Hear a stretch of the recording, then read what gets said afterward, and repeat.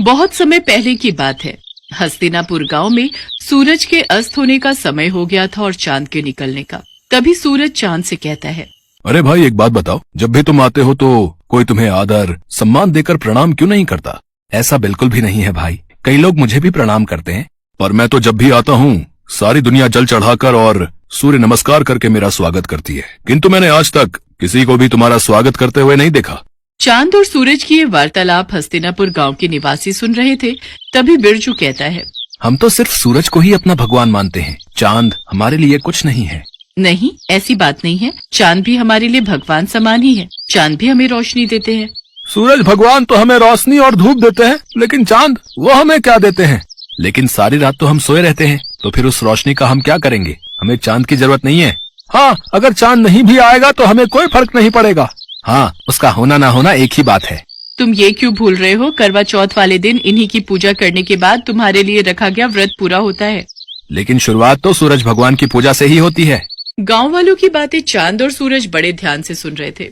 उनकी बातें सुनकर सूरज तो खुश हो गया, लेकिन चांद थोड़ा उदास हो गया। फिर सूरज चांद से कहने लगा, देखा, हस्तिनापुर के लोग भी मुझे ही अपना भगवान मानते हैं और उनकी नजर में तुम्हारी कोई अहमियत नहीं है।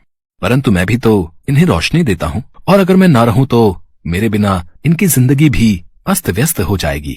ये तुम्हारी गलतफहमी है। इन लोगों को तुम्हारी बिल्कुल भी जरूरत नहीं है। अगर मेरी जरूरत किसी को भी नहीं है तो ठीक है, आज के बाद मैं आऊंगा ही नहीं। इसके बाद चांद वहां से चला जाता है और उसके जाते ही सारे गांव में अंधेरा छा जाता है। वैसे तो आसमान में कुछ सितारे होते हैं, लेकिन उनकी रोशनी ना के बराबर होती है। लेकिन अंधेरा इतना ज्यादा होता है कि किसी को भी कुछ दिखाई नहीं देता। हस्तिनापुर गांव में बुआई का समय शुरू हो गया था, इसीलिए किसानों को सुबह जल्दी उठकर खेतों में जाना होता है।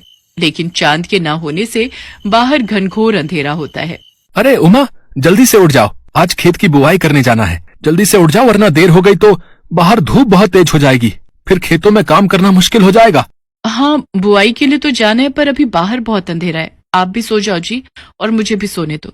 मुझे लगता है बाहर सुबह होने वाली है, अब हमें चलना चाहिए। वो तो आप सही कह रहे हो जी, पर बाहर इतना अंधेरा है कि हम जाएंगे कैसे? ठीक है, फिर बाद में ही चलते हैं।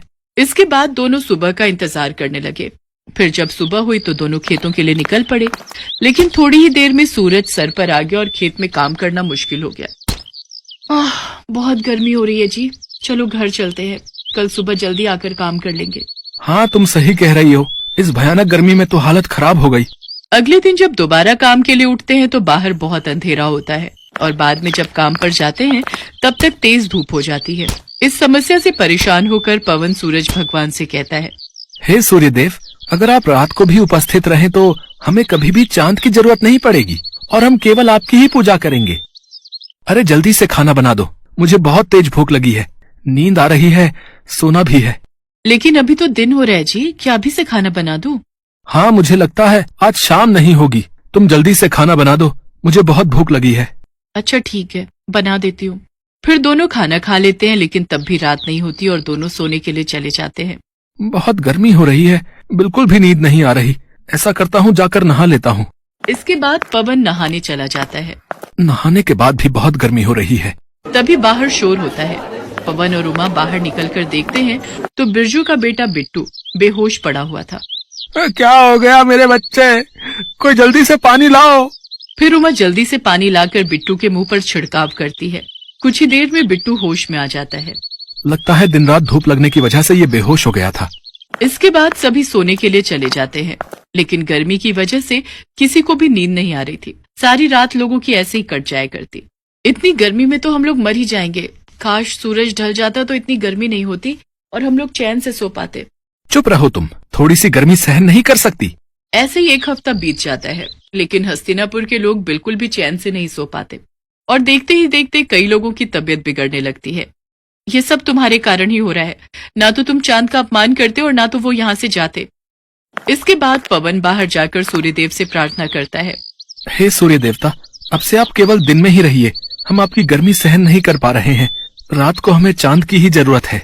इसके बाद पवन और सभी गांव वाले चंद्रदेव को पुकारने लगते हैं। हे चंद्रदेव, हमें माफ कर दीजिए, हमें आपकी भी उतनी ही जरूरत है जितनी सूरज की। हाँ चंद्रदेव, जहाँ दिन सूरज के बिना अधूरा है वहीं रात आपके बिना अधूरी है। अब से हम आपकी भी उसी तरह पूजा करेंगे जिस तरह सूर्यदेव की करते हैं। ठीक है, मैं रात में तुम लोगों को रोशनी देने के लिए फिर से उपस्थित रहूंगा।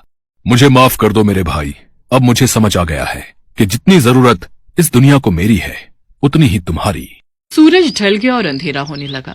तब चांद ने अपनी रोशनी चारों ओर बिखेर दी। इसके बाद सभी गांव वालों ने सर झुकाकर चांद का स्वागत किया और सभी गांव वाले पूरे एक हफ्ते बाद चैन की नींद सोए। Best buddies. Hello friends, Thanks for watching this video. अगर आपको ये वीडियो पसंद आया है तो प्लीज लाइक, सब्सक्राइब, कमेंट्स करें इस वीडियो पर और हाँ, शेयर करना भी ना भूलें। और भी मजेदार वीडियो देखने के लिए नीचे दिए गए बेल आइकॉन को दबाएं। देखते रहिए बेस्ट बडीज।